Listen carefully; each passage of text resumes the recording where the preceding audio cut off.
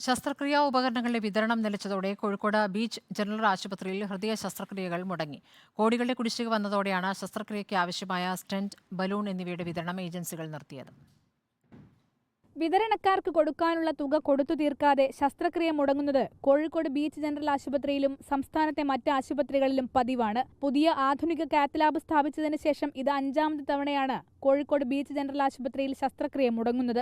ദിവസവും 50-ന് മേൽ ആൻജിയോപ്ലാസ്റ്റിയും pacemaker ഘടിപ്പിക്കുന്ന ശസ്ത്രക്രിയയും beach ആശുപത്രിയിൽ നടക്കാറുണ്ട്. നിലവിൽ ആൻജിയോഗ്രാം നടത്തിയ ശേഷം രോഗികളെ കോഴിക്കോട് മെഡിക്കൽ കോളേജിലേക്ക് അയക്കുകയാണ് ചെയ്യുന്നത്. എന്നാൽ കോഴിക്കോട് മെഡിക്കൽ കോളേജിൽ നിലവിൽ 100 കണക്കിന് രോഗികളാണ് ശസ്ത്രക്രിയ കാത്തിരിക്കുന്നത്. ബീച്ച് ആശുപത്രിയിലെ രോഗികൾ കൂടിയാകുമ്പോൾ മെഡിക്കൽ കോളേജിലും പ്രതിസന്ധിയുണ്ടാകും. അതേസമയം വിതരണം നിർത്തുമെന്ന് നേരത്തെ അറിയിച്ചിട്ടും കുടിശ്ശികയുടെ കുറച്ചു ഭാഗം പോലും തരാൻ അധികൃതർ തയ്യാറായില്ലെന്ന് വിതരണക്കാരുടെ സംഘടനയും പറയുന്നു.